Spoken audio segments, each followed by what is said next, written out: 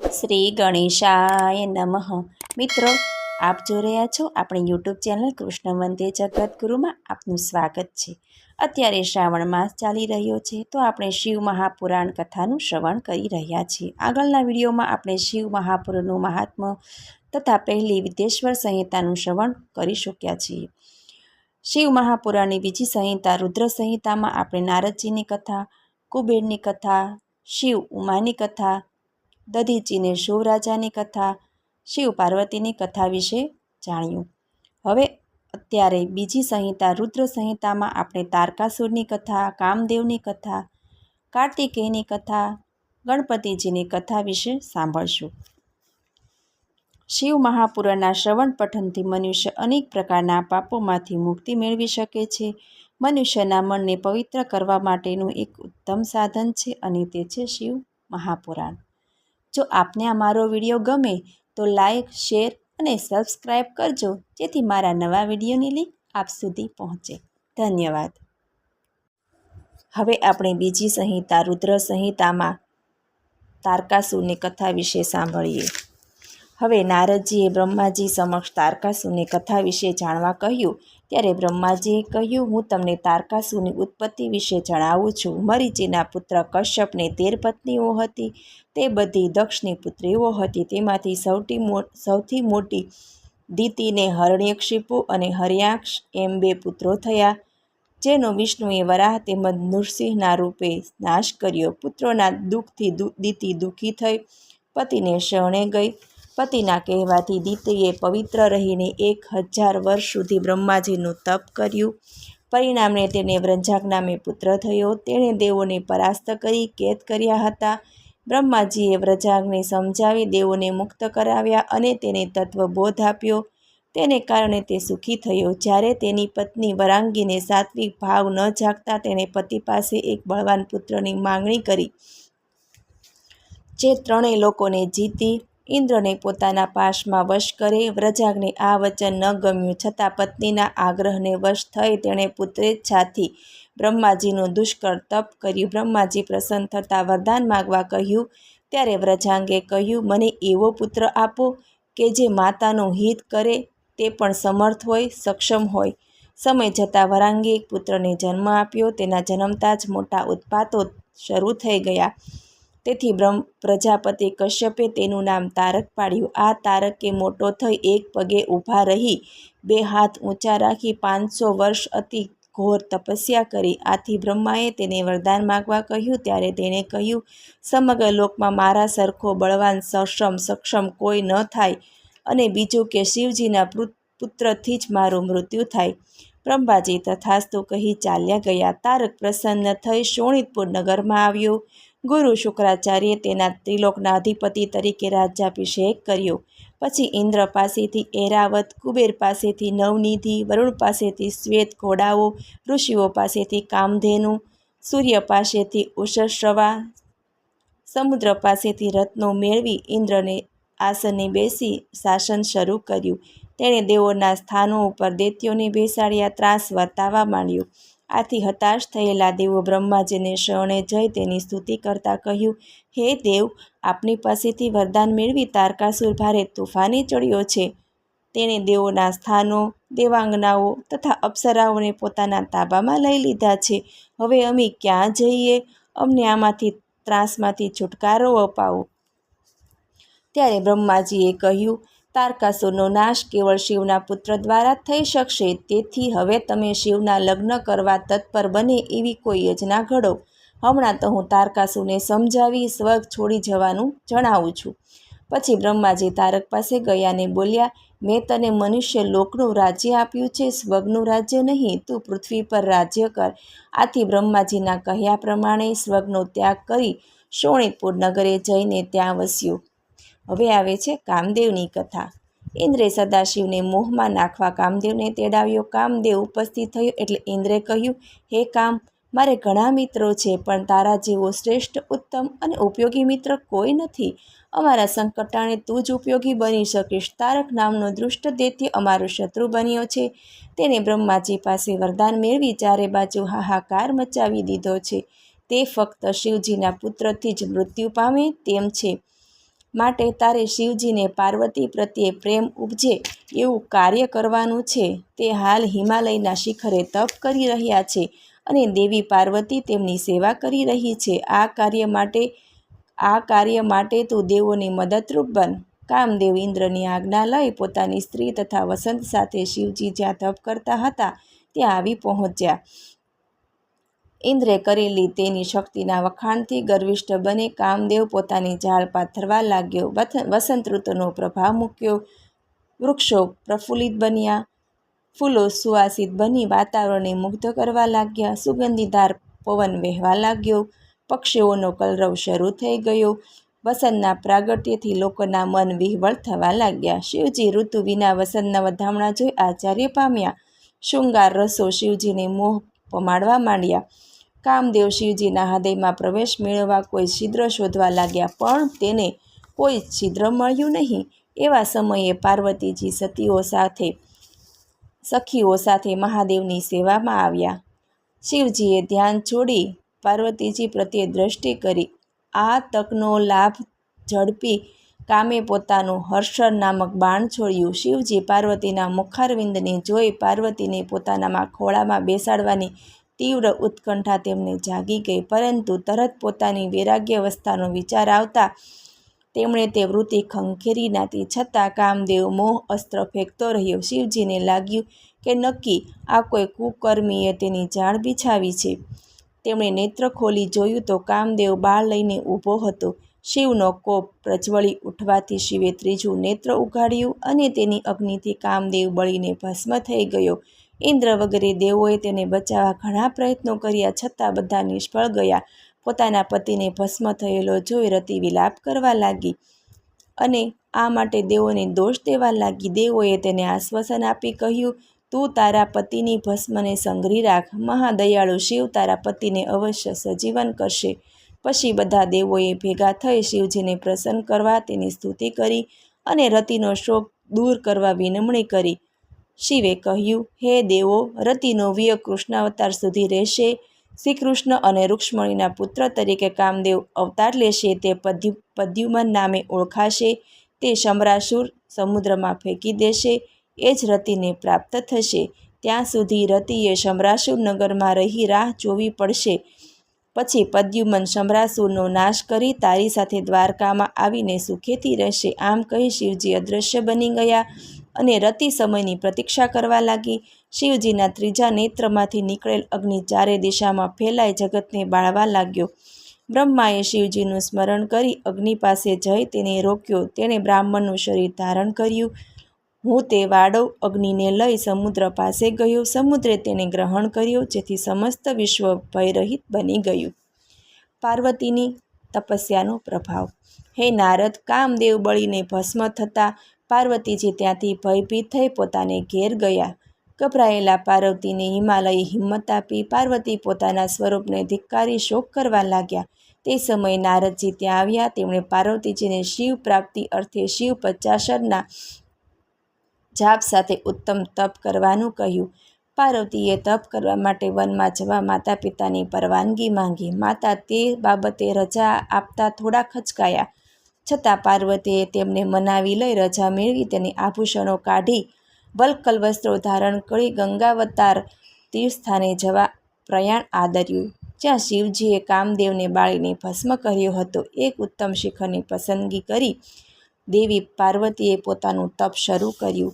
તે શિખર પાછળથી ગૌરીશંકર તરીકે જાણીતું થયું. પાર્વતીજીએ એક પગે ઊભા રહીને 3000 વર્ષ પંચાક્ષર મંત્રના જાપ સાથે તપ કર્યું. પાર્વતીએ તપ કરતાં લાંબો સમય પસાર થતાં હિમાલય સહકુટુંબ તે જગ્યાએ આવી દીકરીને તપ બંધ કરવા માટે જણાવ્યું. પાર્વતીને બધાએ સમજાવી, પણ તે પોતાના નિશ્ચયમાં અડગ રહ્યા. છેવટે માતા પિતા પોતાના સ્થાને ચાલ્યા ગયા. પછી પાર્વતીજીએ પોતાનું તપ વધુ જલ્દ ઉગ્ર બનાવ્યું. તેમના તપના પ્રભાવથી સમગ્ર જગત તપવા લાગ્યું. તેથી સર્વ દેવો તથા વિષ્ણુ ભેગા મળીને મહાદેવજી પાસે આવ્યા અને તેમની સ્તુતિ કરી પાર્વતીજીના પાણીગ્રહણ માટે કૃપા કરવા વિનંતી કરવા લાગ્યા, જેથી તેમનો પુત્ર તારકાસુરને મારી સર્વને સુખી કરી શકે. શિવજીએ દેવોને તારકાસુરના ત્રાસમાંથી મુક્ત કરવા પુત્રની ઉત્પત્તિ અર્થે શિવજી પાર્વતીજી સાથે વિવાહ કરા સંમતિ આપી. પછી સદાશિવે પાર્વતીજીના તપની પરીક્ષા કરવા માટે સપ્ત ઋષિઓનું સ્મરણ કરતા તેઓ હાજર થયા.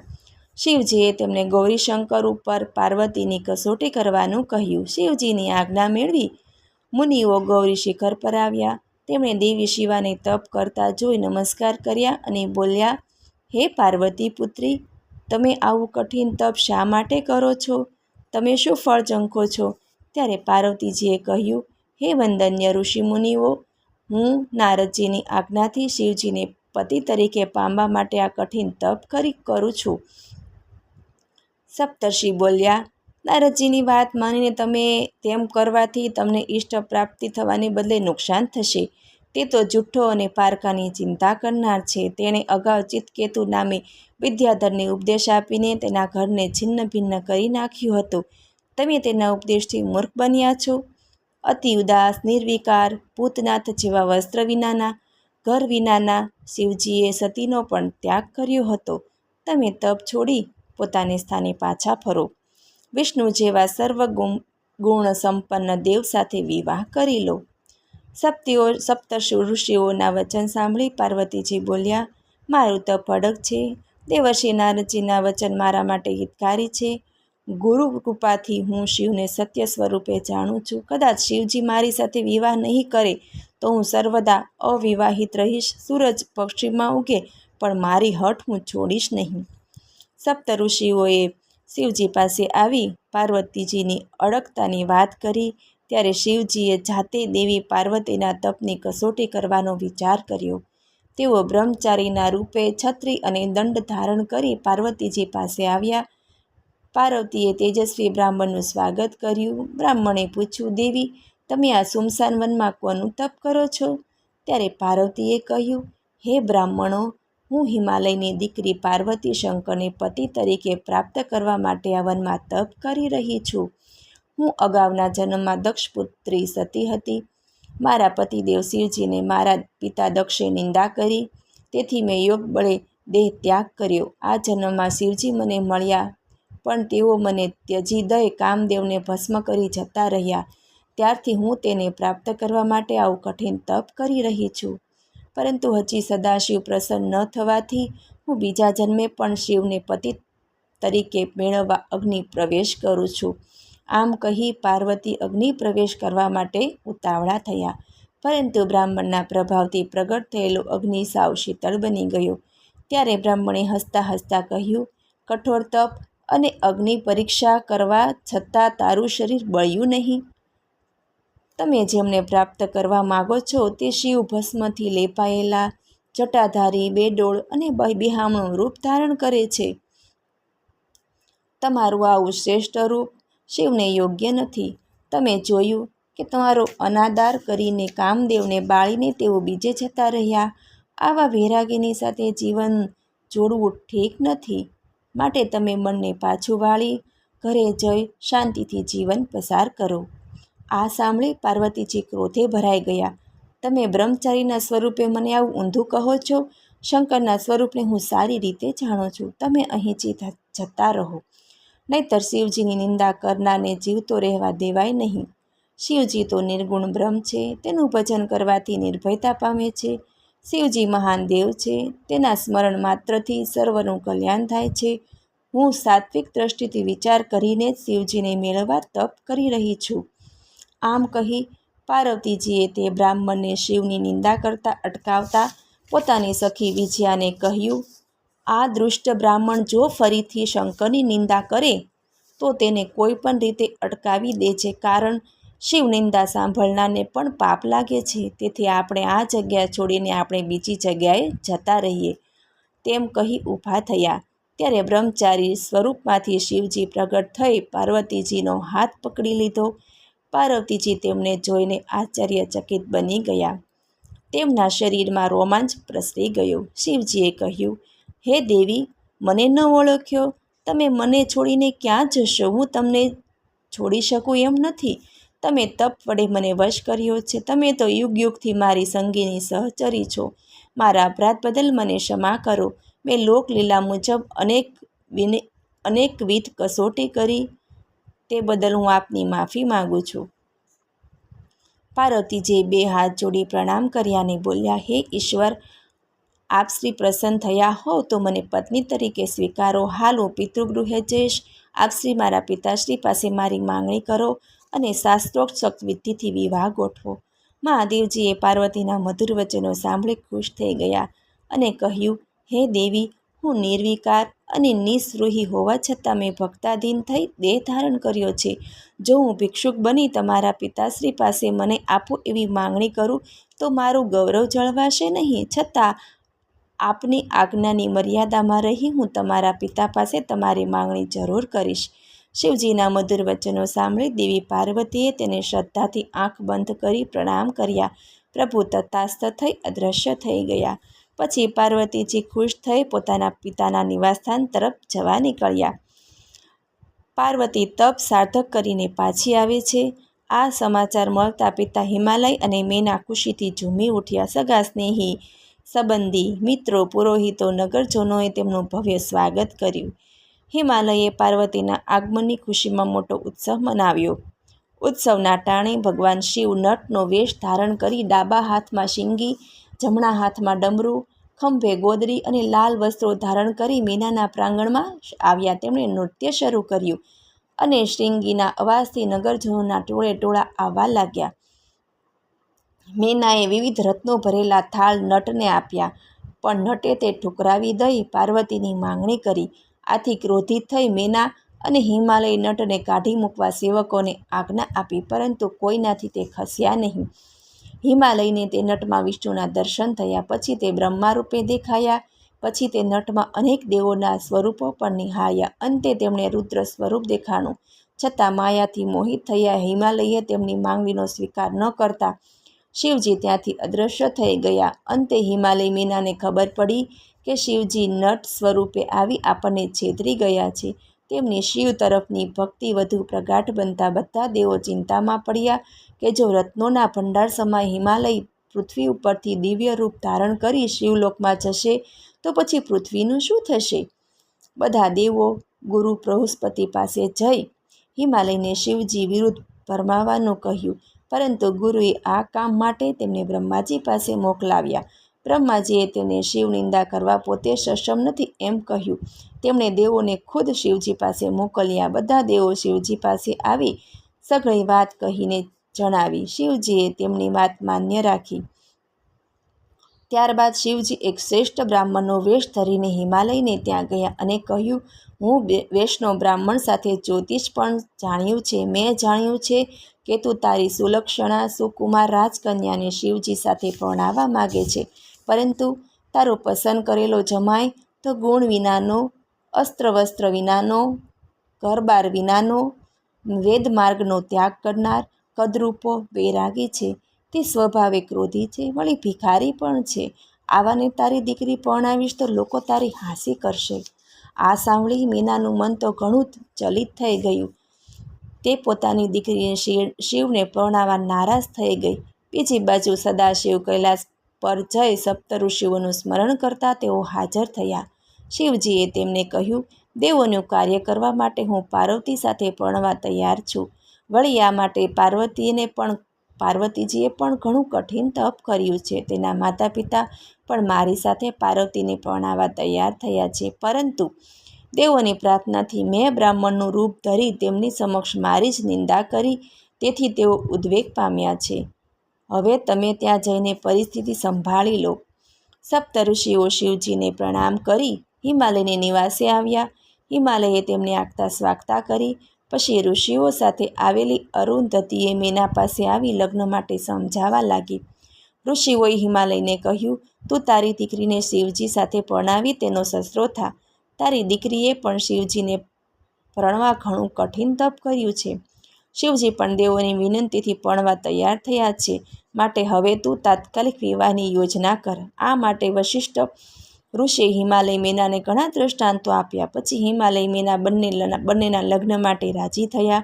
ઋષિઓએ મુહૂર્ત પણ કાઢ્યું. 7 દિવસ પછી માક્ષર માસના સોમવારે રોહિણી નક્ષત્રમાં સર્વ ગ્રહોનો સુંદર યોગ છે. તે દિવસે તું શિવને તારું કન્યાદાન કરી ધન્ય બન. સપ્ત ઋષિઓએ પાર્વતીજીને આશીર્વાદ આપ્યા. પછી સંતોષ પામી તેઓ કૈલાસ પર આવી બધી વિગત શિવજીને જણાવી. પર્વતરાજે પાર્વતીને પરણાવવાનું પણ વચન આપ્યું. તેણે જણાવ્યું કે હે દેવાધિદેવ, હવે તમે તમામ દેવો અને સેવકગણો સાથે હિમાલયને ત્યાં લગ્ન માટે પ્રસ્થાન કરો. આ માટે તમે સત્વારે જ બધાને તેડાવો. આમ કહી સપ્ત ઋષિઓ તેમના સ્થાને ચાલ્યા ગયા. આ બાજુ હિમાલય પોતાના પુરોહિત ગર્ગાચાર્યને તેડાવી લગ્ન પત્રિકા લખાવી. પછી કૈલાસ પર જઈ શિવજીને તિલક કરી ભેટ સામગ્રી આપી લગ્ન પત્રિકા અર્પણ કરી. હિમાલયે દેશ દેશથી સગા સ્નેહીઓ કુટુંબીજનોને આમંત્રણ આપ્યું. તેમણે અનાજ, કઠોળ, મીઠાઈના ઢગલા ખડક્યા. ઘી, દૂધ, દહીં તેમજ માખણના સરોવરો છલકાવી દીધા. કિંમતી વસ્ત્રો, અલંકારો, મણિમુક્તા, રત્નો, હીરા, માણેક, પરવાળા, સોના રૂપાના દાગીના તેમજ અનેક પ્રકારના નાના મોટા પદાર્થો તૈયાર કરાવ્યા. ભૂદેવોની શ્રેષ્ઠ કન્યાઓ તેમજ સ્ત્રીઓને આગળ કરી પાર્વતીજીના મંગળ સંસ્કાર કરાવ્યા. તે સમયે વાતાવરણ મંગલમય બની ગયું. ધીરે ધીરે સગા સ્નેહીઓ પણ આ શોભામાં અભિવૃદ્ધિ કરવા આવવા માંડ્યા. દરેકે પર્વતરાજ પોતાના કુટુંબ સાથે અનેક ભેટ સોગાતો લઈને આવવા લાગ્યા. આ ઉપરાંત અનેક પર્વત કન્યાઓ તેમજ ગંગા, યમુના જેવી નદીઓ પણ લગ્નમાં ભાગ લેવા આવી. હિમાલયે સૌનું સ્વાગત કર્યું અને તેમને યોગ્ય ઉતારા આપ્યા. પછી હિમાલયે વિશ્વકર્માને તેડાવી મનોહર મંડપ તથા વિશાળ વેદિકા તૈયાર કરવાની આજ્ઞા આપી. વિશ્વકર્માએ આશ્ચર્યકારક મંડપ તથા વેદિકાની રચના કરી. પછી દેવોના ઉતારા માટે તેમના લોકોના જેવા જ આવાસો ઊભા કરી આપ્યા. પછી બ્રહ્મલોક, વૈકુંઠલોક અને ઇન્દ્રલોકના સ્વર્ગને પણ આબેહૂબ ઊભું કર્યું. શિવલોક જેવા શિવ મંદિરો પણ ઊભા કર્યા. આમ તમામ પ્રકારની તૈયારી સાથે હિમાલય શિવજીના આગમનની પ્રતીક્ષા કરવા લાગ્યા. શિવજીએ લગ્ન પત્રિકા સ્વીકારી ખૂબ પ્રસન્ન થયા. તેમણે નારદજીને યાદ કરી પોતાના તરફથી વિષ્ણુ સહિત સર્વ દેવો, સર્વ મુનિઓ, સિદ્ધિઓ, મહારથીઓ, સજ્જનો, સદગૃહસ્થો, ત્યાગીઓ, દિવ્યાત્માઓ વગેરેને આમંત્રણ આપવાનું કહ્યું. નારદજી સર્વને આમંત્રણ આપી પાછા કૈલાસમાં આવ્યા. શિવજીએ તમામ ગણોને આજ્ઞા કરી તમામ અતિથિઓને આવકારી તેમને ઉત્તમ ઉતારા આપવા. આમંત્રણ મળતા જ સર્વ દેવો કૈલાસ પર આવી પહોંચ્યા અને શિવજીને વંદન કરી ઉતારાના સ્થાનમાં જવા લાગ્યા. કૈલાસ પર દેવાંગનાઓ પ્રસન્નતાથી નૃત્ય કરવા લાગી. ગંધર્વો ગાનમાં રત બન્યા. કૈલાસ પર ગીતોથી મધુર મંગલ વાતાવરણ સર્જાઈ ગયું. વિવાહને દિવસે માતુકાઓ વિવિધ આભૂષણોથી શિવજીને શણગારવા લાગી. શિવના મસ્તક પર મુંગટને સ્થાને ચંદ્ર ગોઠવ્યો. લલાટમાંનું ત્રીજું નેત્ર તિલક બની ગયું. સર્પોના કુંડલ અને રત્ના હાર બન્યા. ભસ્મનું સુગંધી વિલેપન થયું. ગજ ચર્મ રેશમી વસ્ત્ર બની ગયું. આમ સદાશિવનું દિવ્ય રૂપ અદ્ભુત હતું. વિવિધ વસ્ત્રાભૂષણોથી સોહામણા બનેલા શિવને વિષ્ણુએ કહ્યું, હે મહાદેવ, આપ ગુરુસૂત્ર અનુસાર વિધિપૂર્વક લગ્ન કરજો, જેથી જગતમાં તે વિધિ આવકાર્ય બને. ગૃહ્ય સૂત્રમાં કરેલા વિધાન મુજબ આપ શ્રી મંડપ સ્થાપના તેમજ નંદી શ્રાદ્ધ કરાવો. શિવજી સંમત થયા. બ્રહ્મદેવે સઘળી વિધિ કરાવી. બધા ઋષિ મુનિઓએ વેદાંત મુજબ મંગલ કાર્યો કરવા માંડ્યા. વિઘ્નોની શાંતિ માટે ગ્રહોનું અને દેવોનું પૂજન કર્યું. શિવજી સર્વ દેવો તથા ઋષિઓને વંદન કરી ઉત્તમ મુહૂર્તમાં સર્વને આગળ કરી ધામધૂમથી પરણવા નીકળ્યા. શિવજીએ વરયાત્રામાં પોતાના મહત્વના ગણોને પણ સાથે લીધા. તે બધા 1000 હાથવાળા, જટા મુંગટવાળા, શક્તિવાળા, 3 નેત્રોવાળા, રુદ્રાક્ષના આભૂષણો ધરાવતા, કુંડળો, બાજુબંધ અને હાર ધરાવતા હતા. તે સમયે ચંડીદેવી રુદ્રની બહેન બની મસ્તકે સોનાનો કળશ ધારણ કરી રહી હતી. તેનું ભૂત સૈન્ય આશ્ચર્ય જન્માવતું હતું. વરયાત્રામાં ડમરૂનો નાદ, ભેરીનો ગળગળાટ અને શંખોની ગર્જના આ મંગલ અવસરને વધુ મંગલમય બનાવતો હતો.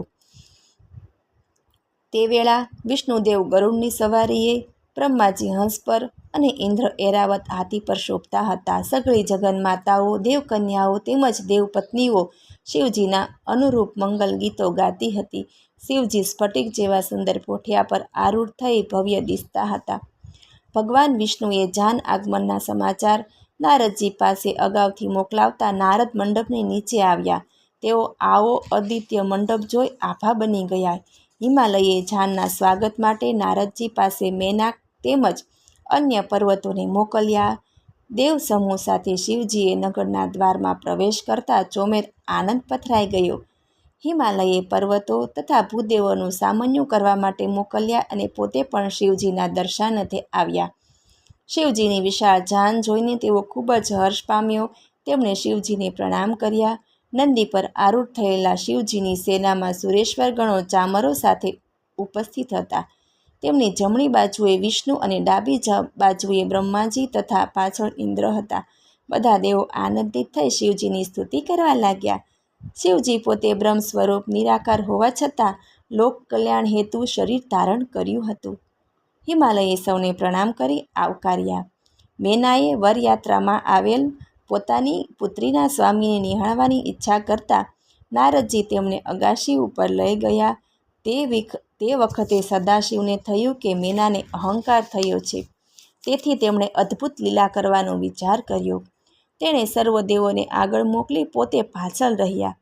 વિવિધ વાહનો પર સવાર થયેલ વસુ વગેરે ગંધર્વો, મણિગ્રીવાળ યક્ષ, અગ્નિદેવ, યમદેવ, વરુણદેવ, કુબેર, ચંદ્ર, ભૃગુ વગેરે મુનિઓ, સૂર્ય અને બ્રહ્માના દર્શન મેનાને થયા. તેમના સોહામણા રૂપ જોઈને તે વિચારવા લાગ્યા કે જેમના ગણો આટલા સુંદર છે તે સ્વયં શિવ કેટલા સૌંદર્યયુક્ત હશે. પછી મેનાની નજરે વિષ્ણુદેવ પર પડ્યા. તેનું રૂપ લાલિત્ય જોઈ મેનાની આંખો અંજાઈ ગઈ. તેનાથી બોલાઈ ગયું કે નક્કી આ જ પાર્વતીજીના પતિ શંકર.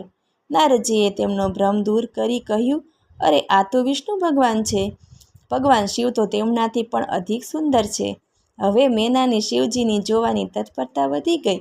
નારદજીએ કહ્યું, હવે શિવજીની સવારી આવી રહી છે. રુદ્રસેનામાં અવનવા ભૂતો, પ્રેતો તેમજ અનક વાનર મુખો હતા.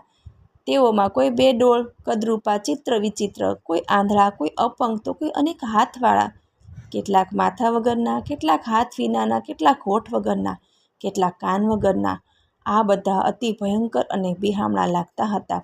આવા વિચિત્ર ગણોની વચ્ચે પોઠિયા પર આરૂઢ થયેલા પંચમુખી, 10 હસ્તકારી, ત્રિનેત્રવાળા, ભસ્મથી શોભતા, જટાધારી, મુંગટમાં ચંદ્ર, બાદંબર અને પિનાક તથા ત્રિશૂળ ધારણ કરેલા શિવજીએ મેનાને જોયા.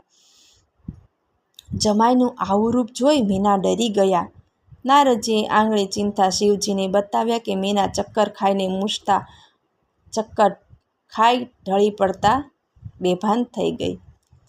મેના હોશમાં આવતા ચિંતાગ્રસ્ત બની નારદજી પર ગુસ્સે થઈને બોલી, હે નારદ, તમે મારી દીકરીને ભરમાવી, તેની પાસે ભજન પૂંજન કરાવ્યું અને આવો કદરૂપા જમાઈ આપી. તમે અમને છેતર્યા છે. પેલા ઋષિઓએ અને અરુંધતીએ પણ અમારી સાથે કપટ કર્યું છે. તેણે પાસે ઊભેલી પાર્વતીને કહ્યું, હે દીકરી, તને આવું શું સૂઝ્યું? સોનાના બદલે કાચના ટુકડાને કેમ પસંદ કર્યો? તે આવા શ્રેષ્ઠ દેવોને તજી શિવનું તપ શા માટે કર્યું? ધિક્કાર છે તને અને તારી બુદ્ધિને. તારા લીધે મારું જીવન નષ્ટ થઈ ગયું. નારદજીએ તેમને શાંત પાડવા કોશિશ કરી, પણ ગુસ્સે થયેલી મેનાએ નારદજીને ત્યાંથી અધઘડી ચાલ્યા જવાનું કહ્યું. મેનાને સમજાવતા બ્રહ્માજીએ 7 ઋષિઓને મોકલ્યા, તે પણ નિષ્ફળ ગયા. હિમાલયે પત્ની મેનાને ઘણી સમજાવી, છતાં તે હઠ લઈને બેઠી કે આવા વિકરાળ સ્વરૂપવાળા શિવજીને મારી દીકરી આપશો તો હું મારા પ્રાણ કાઢી આપીશ. દીકરી પાર્વતીએ પણ માતાને સમજાવી, પણ તે માની નહીં. એટલે પાર્વતીએ પોતાનો અડગ નિર્ણય જણાવ્યો. મન, વચન અને કર્મથી સદાશિવને પતિદેવ તરીકે સ્વીકાર્યા છે. હું બીજા કોઈને વરવાની નથી. માતા દાંત કચમચાવી દીકરી પર પૃષ્ટિ પ્રહાર કરવા લાગી. પછી ખુદ બ્રહ્માજી મેનાને સમજાવવા લાગ્યા કે હે મેના, શિવજી તો સમગ્ર જગતના સર્જનહાર, પાલનહાર અને સંહારહાર દેવ છે. તું તેમને સંપૂર્ણપણે જાણતી નથી, તેથી દુઃખી છે. મેનાએ તેની સલાહ પણ સ્વીકારી નથી. અંતે વિષ્ણુ આવ્યા અને કહ્યું, હે દીકરી, શિવજી તો નિર્ગુણ અને સગુણ પણ છે. તેમને એક રૂપ નથી, તે તો રૂપ વિનાના સર્વોત્તમ રૂપના ભંડાર છે. તું આ ટાણે શોક ત્યજી ઊભી થા. ત્યારે મેનાએ કહ્યું, જો શિવજી સુંદર રૂપ ધારણ કરે તો હું મારી પત્ની પાર્વતીને તેમને પરણાવીશ. વિષ્ણુએ નારદજીને શિવજી પાસે મોકલી માયા સંકેલી લેવા કહ્યું. નારદજી શિવજી પાસે આવી વિષ્ણુનો સંદેશો કહ્યો. શિવજીએ અદ્ભુત નયનરમ્ય અને મનોહર રૂપ ધારણ કર્યું. મેનાએ સદાશિવના તે મનોહર રૂપના દર્શન કરી દંગ રહી ગઈ. તે દીકરીને મનોમન આશીર્વાદ આપવા લાગી કે તું કેટલી ભાગ્યશાળી છે કે તારે કારણે તેઓ આજે મારે ત્યાં પધાર્યા છે. તેણે શિવજીની સ્તુતિ કરી ક્ષમા માગી. નગરની અન્ય સ્ત્રીઓ પણ શિવજીના અલૌકિક રૂપના દર્શન કરી પાર્વતીના સૌભાગ્યની પ્રશંસા કરી તેમનું પૂજન કરવા લાગી. ત્યારબાદ મેનાએ અનેક દીવડાઓથી અલૌકિક રૂપ ધારી શિવજીની આરતી ઉતારી. પર્વતરાજના અંતઃપુરની સ્ત્રીઓ પાર્વતી સાથે કુળદેવી અંબિકાના પૂજાનાર્થે ગઈ. તમામ દેવો અને ઋષિમુનિઓ આદ્યશક્તિ જગતજનની પાર્વતીને નિહાળીને ભક્તિપૂર્વક મસ્તક નમાવી પ્રણામ કર્યા. સદાશિવ પણ પાર્વતીને જોઈ ક્ષણભર બધું ભૂલી ગયા. પછી દેવો પોતપોતાના આવાસોમાં ગયા. ત્યારબાદ વિષ્ણુ વગેરે દેવો શિવાદેવીને માટે ભેટો લઈને આવ્યા.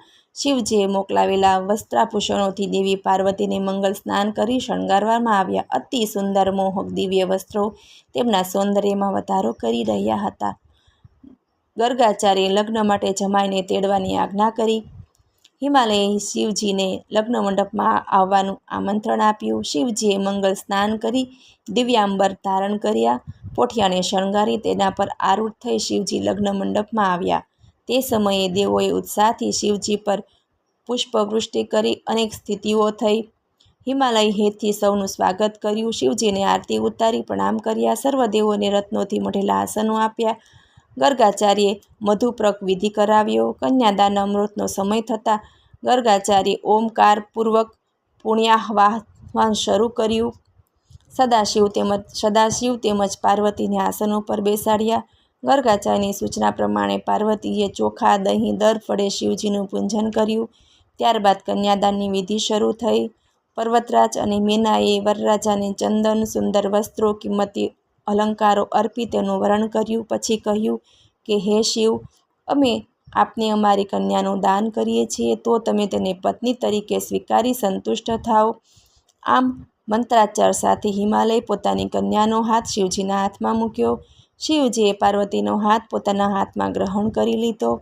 એ સમયે ત્રણેય લોકમાં શિવ પાર્વતીના જય ઘોષથી ગગન ગુંજી ઉઠ્યું.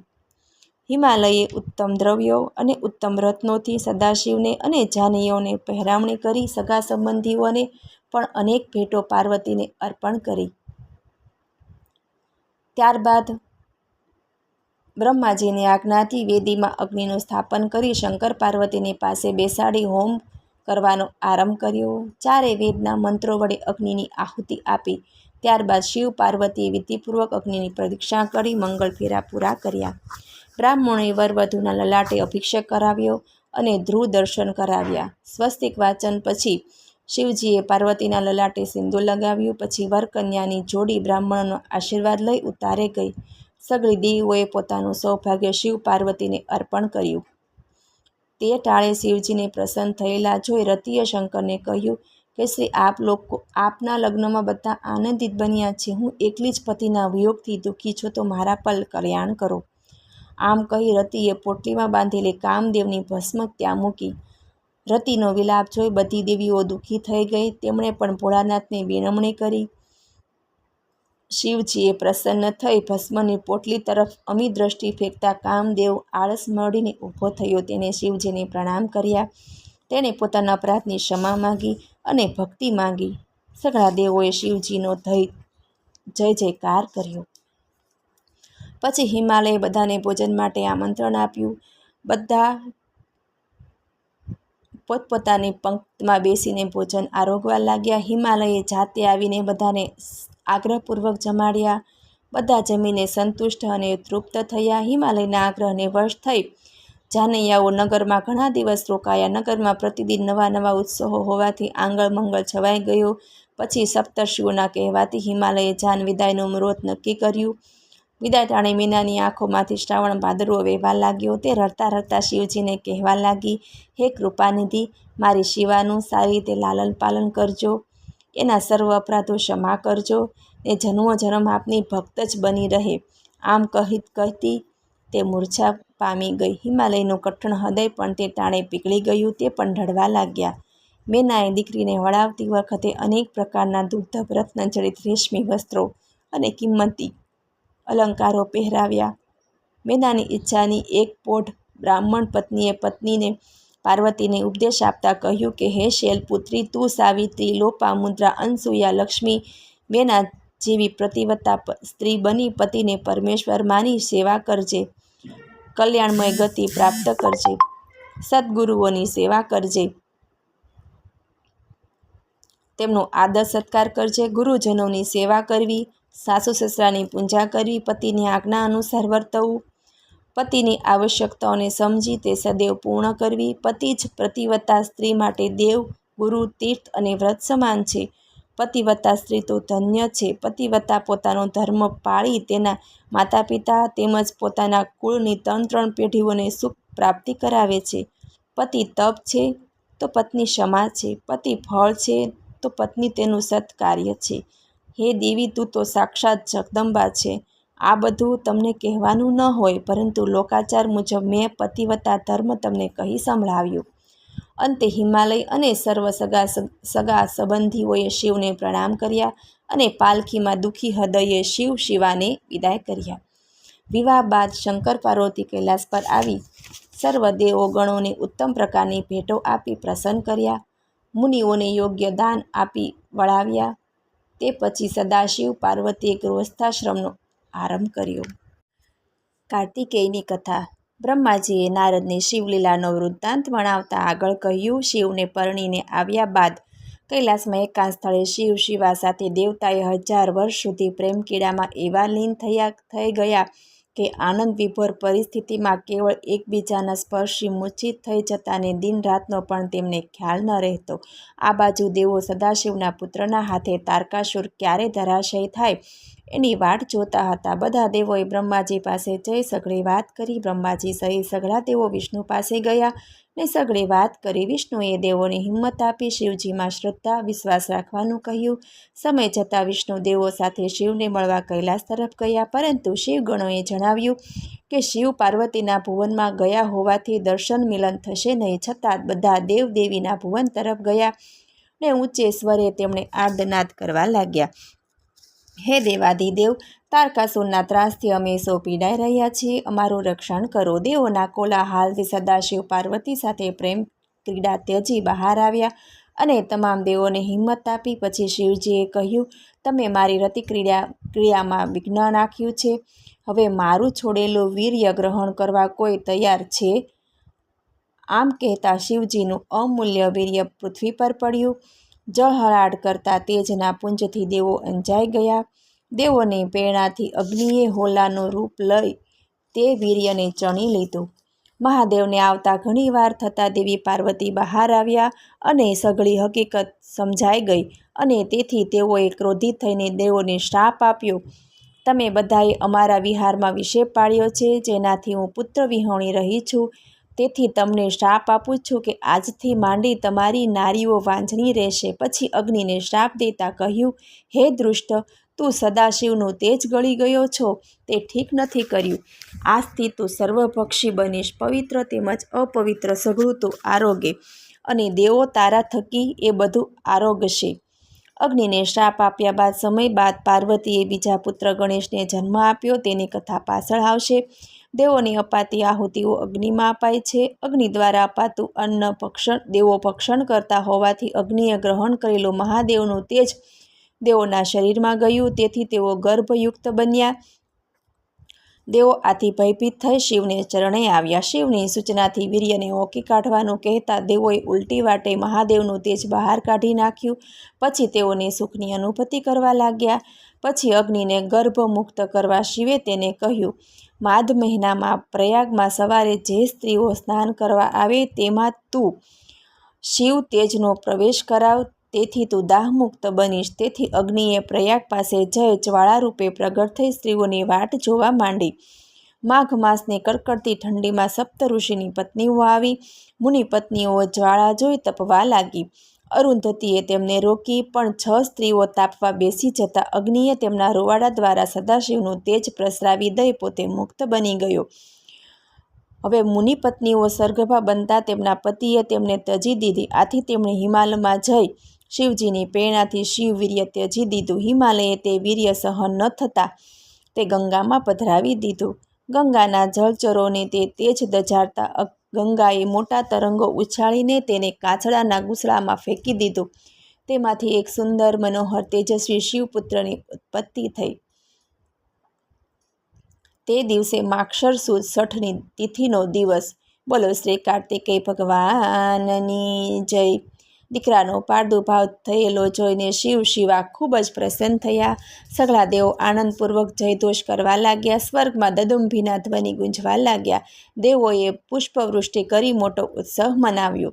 બ્રહ્માએ કહ્યું, હે નારદ, માક્ષર સુદ 6ને દિવસે પૃથ્વી પર જન્મેલા તેજસ્વી બાળકને જોઈ દેવોની પ્રેરણાથી વિશ્વામિત્ર તેમની પાસે ગયા. ત્યારે બાળકે કહ્યું, હે મહાજ્ઞાની પુરુષ, આપ સદાશિવની પ્રેરણાથી જ અહીં પધાર્યા છો. હું આપને મારા પુરોહિત બનવા વિનંતી કરું છું. વિશ્વકર્મે કહ્યું, હે ક્ષત્રિય પુત્ર, હું તો ક્ષત્રિય પુત્ર છું. હું બ્રાહ્મણ નથી, પરંતુ બ્રાહ્મણનો સેવક છું. ત્યારે બ્રાહ્મણે કહ્યું, આપ આ ક્ષણે મારી કૃપાથી મહર્ષિ થયા. આપ જ મારા જાત સંસ્કાર કરવાને માટે યોગ્ય છો. વિશ્વામિત્રે આનંદિત થઈ તત્કાળે સદાશિવના પુત્રને વેદોક્ત વિધિ મુજબ તમામ સંસ્કારો કર્યા. શિવપુત્રે તેમને દિવ્ય જ્ઞાન મળે તેવા આશીર્વાદ આપ્યા. ત્યારબાદ એ બાળકને શ્વેત નામના અગ્નિએ પોતાના પુત્ર કહી શક્તિ નામનું અમોધ શસ્ત્ર આપ્યું. એ બાળકે પોતાની શક્તિ વડે કોક પર્વત પર પ્રહાર કરવાથી વીર રાક્ષસો ઉત્પન્ન થઈ તેને મારવા લાગ્યા, પરંતુ તે બાળકે સૌને મારી નાખ્યા. આમ આ બાળક નિર્ભયતાથી અવનવી લીલાઓ કરવા લાગ્યો. તે સમયે કૃતિકા નામની 6 સ્ત્રીઓ સ્નાન કરવા માટે આવતા તેમણે આ બાળકને જોઈ તેના પ્રત્યે હેત જાગ્યું. 6 સ્ત્રીઓને આ બાળકને પયપાન કરાવવાની ઈચ્છા જાગી. તેથી બાળકે પોતાની માયાથી 6 મુખો ઉત્પન્ન કરી 6 સ્ત્રીઓનું સ્તનપાન કરી તેમને સંતોષ આપ્યો અને પ્રત્યેકની માતા તરીકે આદર આપ્યો. તે સ્ત્રીઓ બાળકની પ્રેમપૂર્વક પાલન પોષણ કરવા માંડી. બીજી તરફ પાર્વતીએ શિવજીને પોતાના સ્ખલિત થયેલા વીર્ય વિશે પૂછતા સભામાં સૌએ માહિતી આપી અને અંતે કૃતિકાઓ તેને ઉછેરે છે એમ જણાવ્યું. ત્યારે શિવજીએ વીરભદ્ર, નંદિકેશ્વર વગેરે ગણોને કૃતિકાઓને ઘરે મોકલ્યા. ગણોએ કૃતિકાના ઘરને ઘેરાવ કર્યો. કૃતિકાએ પોતાના ઘરની આજુબાજુ ગણોને જોઈ વ્યાકુળ થઈ પોતાના પુત્ર સમક્ષ ચિંતા વ્યક્ત કરી, પરંતુ કાર્તિકેયે તેમને ચિંતા નહીં કરવાનું જણાવ્યું. બાળક કાર્તિકે ઘરની બહાર આવતા જોઈ નંદિકેશ્વરે કહ્યું, હે ભાઈ, હે માતાઓ, અમને મહાદેવજીએ તમારી પાસે મોકલ્યા છે. તમે શિવજીના પુત્ર છો અને કૈલાસ પર સઘળા દેવો એકઠા થઈ તમારી રાહ જુએ છે. તમે દેવોનું કાર્ય કરવા માટે પ્રગટ થયા છો. તમારા હાથે શત્રુઓનો સંહાર થનાર છે. તેથી દેવો તમને દેવસેનાના સેનાપતિ બનાવવા રાજી થયા છે. તમે વિશ્વના આરંભ કરનાર ઈશ્વર રૂપ છો. તમે અનેક ગુણોના સાગર છો. તેથી આ માતુકાઓને તેમને સાચવવા માટે સમર્થ નથી. તમે મારી સાથે ચાલો. કાર્તિકેય માતાઓને સાંત્વન આપી ગણો સાથે રુદ્રદેવના ઘર તરફ આવ્યા. કાર્તિકેયના આગમનના સમાચાર ચારે બાજુ ફેલાઈ ગયા. સદાશિવ પાર્વતીને પણ પ્રસન્નતા અનુભવી. ચારે બાજુ પુષ્પોના તોરણો ટીંગાડ્યા. વાજિંત્રોના સૂરો રેલાવા લાગ્યા. શંખધ્વનિ થવા લાગ્યો. દેવપત્નીઓની સાથે પાર્વતીએ તેમનું ભવ્ય સ્વાગત કર્યું. કાર્તિકેય માતા પિતાને પ્રણામ કરી ભેટી પડ્યા. સદાશિવે વેદમંત્રના ઉચ્ચાર સાથે સભાખંડમાં ગોઠવાયેલા રત્નજડિત સિંહાસન પર બેસાડ્યા. દેવર્ષિઓએ તીર્થજળોના છંટકાવ કર્યો, મંત્રો ઉચ્ચાર કર્યા. દેવોએ તેમને ઉત્તમ પ્રકારની ભેટો આપી. સદાશિવ કુમારને પ્રગટ થયાને ફક્ત 6 દિવસ થયા હતા, છતાં શંકરની કૃપાથી તેણે સર્વ અસ્ત્રશસ્ત્રની વિદ્યા પ્રાપ્ત કરી લીધી. વળી તે યુવાન પણ દેખાવા લાગ્યા. દેવોએ સદાશિવ પાસે તારકાસુરના વધ માટે કાર્તિકેયની માંગણી કરતા શિવે કાર્તિકેય દેવોને સોંપ્યો. કાર્તિકેયની આગેવાની હેઠળ દેવો સંગ્રામ કરવા આગળ વધ્યા. પૃથ્વી અને સમંદરના સંગમ સ્થળે સઘળા દેવો આવી પહોંચ્યા. આ બાજુ તારકાસુર પણ તેના વિશાળ સૈન્ય સાથે આવીને ઊભો રહ્યો. પછી દેવો અને દૈત્યો વચ્ચે ભીષણ યુદ્ધનો આરંભ થયો. થોડી વારમાં તો સમરાંગણની ધરતી પર રક્તની સરિતા વહેવા લાગી. પ્રથમ તારકાસુર ઇન્દ્ર સામે અને બીજા દેવો દૈત્યો સામે લડવા લાગ્યો. બંને પક્ષ તુમલ યુદ્ધ થવાથી યુદ્ધભૂમિ દેવો અને દૈત્યોના વિકૃત દેહોથી બિહામણી લાગતી હતી. તારકાસુરે વીરભદ્ર, વિષ્ણુ તથા બીજા અનેક દેવો સાથે યુદ્ધ કર્યું. અંતે બ્રહ્માજીની વિનંતીથી કાર્તિકેય તારકાસુર સામે આવી ચડ્યો. તે સમયે દેવસેનાએ તેનો જયઘોષ કરી સ્તુતિ કરી. કાર્તિકેય તેમજ તારકાસુર બંને બળપૂર્વક યુદ્ધ કરવા લાગ્યા. વૈતાલિક અને ખેસરી યુદ્ધશાસ્ત્રો મુજબ તેઓ પૃથ્વી તથા આકાશમાં રહી ઝઝૂમવા લાગ્યા. તેમનું ભીષણ યુદ્ધ જોઈ દેવો અને દૈત્યો પણ યુદ્ધને નિહાળવા લાગ્યા. તેમનું યુદ્ધ જોઈ દેવોના મનમાં અનેક શંકા કુશંકા જાગવા લાગી. પણ કુમારે તેમને સાંત્વના આપી, તેજસ્વી શક્તિ ઉઠાવી, શિવ સ્મરણ કરીને તે શક્તિથી દૈત્ય પર પ્રહાર કર્યો. શક્તિના પ્રહારથી દૈત્યોના અંગો છિન્ન ભિન્ન થતાં તે થોડીવારમાં મૃત્યુ પામી ધરતી પર ઢગલો થઈને પડ્યો. અને તે જ ક્ષણે તારકાસુર તેજ રૂપે કાર્તિકેયમાં લીન પામ્યો. કાર્તિકેયનું આ પરિણામ જોઈ શિવ પાર્વતી પણ ત્યાં આવી પહોંચ્યા. સઘળા દેવોએ શિવ પાર્વતી તથા કાર્તિકેયની સ્તુતિ કરી આરતી ઉતારી. તે સમયે કોચ નામનો પર્વત કાર્તિકેયને ચરણે આવી બાળાસુરના ત્રાસથી મુક્ત કરવા પ્રાર્થના કરી. કાર્તિકેયે પોતાની અતુલ્ય શક્તિ ધારણ કરી મહાદેવનું સ્મરણ કરી તે શક્તિ બાળાસુરને ઉદ્દેશીને ફેંકી અને જોતજોતમાં બાળાસુરને ભસ્મ કરી પાછી આવી. આમ કોચને બાળાસુર વધની વાત કરી વિદાય કર્યો. પછી તે ઠેકાણે કાર્તિકેયે સર્વ પ્રકારની સિદ્ધ આપનારા શ્રી પ્રતિગેશ્વર, શ્રી કપાલેશ્વર અને શ્રી કુમારેશ્વર નામના 3 લિંગોની સ્થાપના કરી. તેમજ વિજયસ્તંભ રોપાતા સ્તંભેશ્વર નામે ચોથા લિંગની સ્થાપના થઈ. ત્યારબાદ શેષનાગનો દીકરો કુમદ પ્રલંબાસુરના ત્રાસથી કાર્તિકેયની શરણે આવ્યો અને તે દુષ્ટને સજા કરવા જણાવ્યું. કુમુદનાગની વિનમણીથી પાર્વતીપુત્રે શિવનું સ્મરણ કરી અમોઘ શક્તિને પ્રલંબાસુરનો વિનાશ કરવા ફેંકી. તે શક્તિ અંતરિક્ષ માર્ગે ગતિ કરી સસૈન્ય પ્રલંબાસુરને ભસ્મ કરી પાછી આવી. કાર્તિકેયે કુમુદનાગને નિર્ભય બનાવીને તેને પોતાના નિવાસ સ્થાને મોકલ્યો. પછી સઘળા દેવો સાથે કાર્તિકેય કૈલાસ પર્વત પર વાજતે ગાજતે આવ્યા. સઘળા દેવોએ શિવ પાર્વતીની સ્તુતિ કરી પ્રણામ કર્યા. પ્રસન્ન થયેલા શિવ પાર્વતીએ કુમાર પર વહાલ વરસાવ્યું ને મોટો ઉત્સવ કર્યો. પ્રસન્ન થયેલા શિવજીએ કહ્યું, હે દેવો, જ્યારે તમે કોઈ મુશ્કેલીમાં આવો ત્યારે મને અવશ્ય યાદ કરજો. હું તમને સહાય કરીશ, તમારું રક્ષણ કરીશ. પછી સૌ પોતપોતાની નિવાસે વિદાય થયા. ગણપતિજીની કથા. સુતજીએ સનકાદિક ઋષિઓને કહ્યું, એક દિવસ પાર્વતીની સખીઓએ વાત વાતમાં કહ્યું, પ્રભુ શિવજીના બધા ગણો શિવજીની આજ્ઞામાં રહેનારા છે. આપણે આપણો કહી શકાય એવો ગણ ઉત્પન્ન કરવો જોઈએ. પાર્વતીની સખીની સલાહ યોગ્ય લાગી. સદાશિવ પુનઃ તપ કરવા ગયા ત્યારે પાર્વતીજીએ એક આજ્ઞાકીન સેવક ઉત્પન્ન કરવાનો વિચાર કરતા પોતાના દેહમાંથી ઉતરેલા મેલમાંથી એક પુરુષની આકૃતિ સર્જી તેમાં પ્રાણ સિંચ્યા. તેમણે પુત્રને સુંદર વસ્ત્ર પહેરાવી ગણપતિ નામ આપી તેને દ્વારપાળ બનાવ્યો. પાર્વતીએ તેને હાથમાં દંડ આપી પોતાના આવાસમાં કોઈ પ્રવેશે નહીં એવી સૂચના આપીને દ્વાર આગળ ચોકી કરવા કહ્યું. નિત્યક્રમ મુજબ દેવી પાર્વતી સ્નાન માટે નિવાસની અંદર ગયા. ત્યારે તપ કરીને પાછા ફરેલા શંકરે ગ્રહ પ્રવેશ કરવા માટે ગણેશે તેમને અટકાવ્યા અને કહ્યું, હમણાં માતાજી સ્નાન કરવા બેઠા છે, માટે હે દેવ, તમે પાછા જાઓ. શિવજીએ તેની વાત ગણકારી નહીં અને તેઓ આગળ વધ્યા કે ગણેશજીએ રીતસરને લાકડી ઉગામી દીધી. શિવજીને ચક્કર આવતા તેઓ કાળમીટ થઈ ગયા. ગણેશ અને શિવજીનો કોલાહલ સાંભળી શિવજીના ગણો ત્યાં આવી પહોંચ્યા. તેમણે ગણેશને ઘણા સમજાવ્યા પણ તેઓ અડગ રહ્યા. છેવટે શિવજીની આજ્ઞા થતાં ગણો ગણેશને મારવા દોડ્યા. ગણેશજીએ મોટી ભૂંગળ વડે બધાને ઘાયલ કર્યા. તે ટાણે બ્રહ્મા અને વિષ્ણુ સહિત ઘણા દેવો આવી પહોંચ્યા. ગણેશ ક્રોધ ભરાઈને બ્રહ્માજીના દાઢી મૂછ ખેંચતા બ્રહ્માજી જતા રહ્યા. અન્ય દેવો ગણેશજી સમક્ષ યુદ્ધે ચડ્યા. જગદંબા યુદ્ધની વાત સાંભળી ક્રોધે ભરાઈ પોતાના ગણને મદદ માટે 2 શક્તિઓ પેદા કરી મોકલી.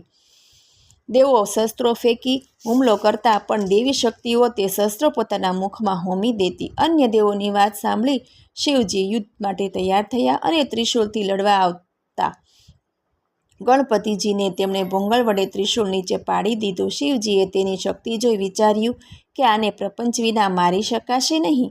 છેવટે વિષ્ણુને તેણે યુદ્ધ માટે મોકલ્યા. વિષ્ણુ અને ગણેશ માટે લાંબો સમય યુદ્ધ ચાલ્યું. તે દરમિયાન શિવજીએ લાગ જોઈને ગણેશનું મસ્તક ઉડાવી દીધું. પાર્વતીને આ વાતની જાણ થતાં ખૂબ ક્રોધે ભરાઈ અને અસંખ્ય શક્તિઓ ઉત્પન્ન કરી અને તે સઘળી શક્તિઓને માતા પાર્વતીએ કહ્યું, તમે મારી આજ્ઞાથી પ્રલય કરતા હો તેમ દેવ ઋષિઓ, યક્ષો, રાક્ષસો, ગણોને તેમજ પારકા અને પોતાને જે હોય તેને ગળી જાઓ. માતાની આજ્ઞા થતાં જ બધી શક્તિઓ કાળહાળ બની દોડી ગઈ. બ્રહ્મા, વિષ્ણુ તથા સર્વ દેવોને આ હત્યાકાંડ થતો અટકાવવા પાર્વતીજીને પ્રસન્ન કરવાનું વિચાર્યું. દેવોએ ઋષિઓ તથા નારદજીને આ માટે પાર્વતીજી સમક્ષ મોકલ્યા. તેમણે માતાજીની વારંવાર સ્તુતિ કરી તેને શાંત થવા કહ્યું. દેવર્ષિઓની સ્તુતિથી માતાજી શાંત થયા અને તેમણે કહ્યું, મારો પુત્ર ફરી જીવિત થાય તો જ સંહાર અટકે. તેમજ આ મારો પુત્ર સર્વ દેવોનો અધ્યક્ષ બનીને પૂંજવા લાયક શુભ મંગલ બને તો જ ત્રણેય લોકોમાં શાંતિ થશે. દેવર્ષિઓએ દેવો પાસે આવી આ વાત કરી. શિવજીએ દેવોની બધી વાત માન્ય રાખી. પછી તેમણે ગણોને આજ્ઞા કરતા શિવગણો માર્ગમાં સૌપ્રથમ મળેલા હાથીનું મસ્તક લાવી ગણેશજીના ધડ પર જોડી દીધો. પછી શિવજીએ વેદ મંત્રોના ઘોષ સાથે મંત્રેલું પાણી ગણેશજીના શરીર પર છાંટ્યું. તેથી તે આળસ મળીને ઊભા થયા.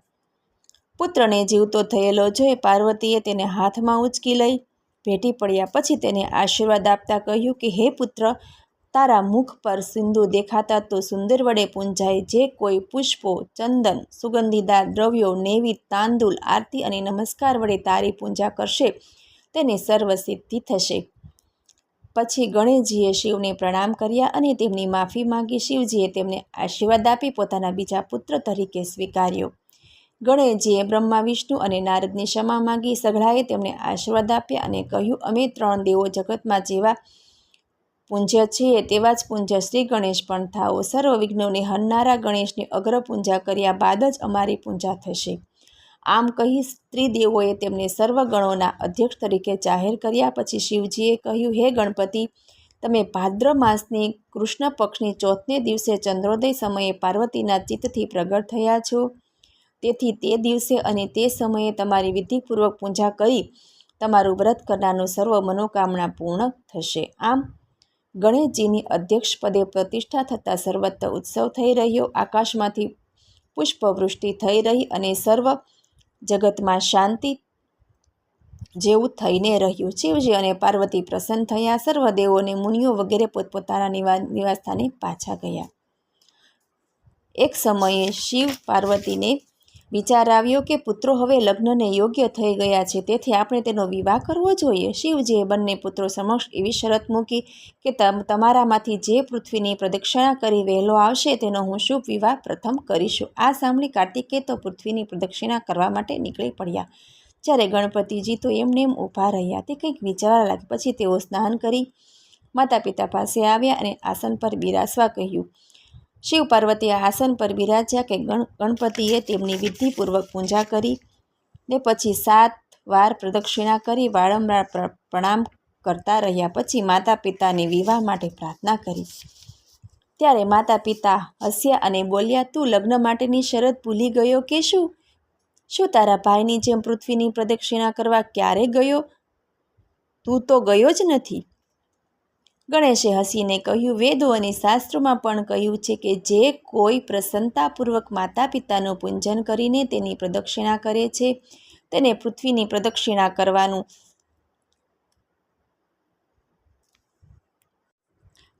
ફળ પ્રાપ્ત થશે. જે માતા પિતાને ઘરમાં છોડી તીર્થયાત્રા કરવા જાય છે તે ઘણું ગુમાવે છે. આપ બંને ધર્મરૂપ છો, માટે આપ મારી સારી રીતે વિચારી મને તમારો નિર્ણય કહો. ગણેશજીનું બુદ્ધિપૂર્વકનું જ્ઞાન ભરેલું વચન સાંભળી શિવ પાર્વતી ખુશ થયા. તેમણે દીકરાને કહ્યા, તે સાચું કહ્યું છે. વેદમાં બાળકને માટે ધર્મ પાલનનો જે મહિમા દર્શાવ્યો છે તેનું તે પાલન કર્યું હોવાથી અમે તારો વિવાહ પ્રથમ કરીશું.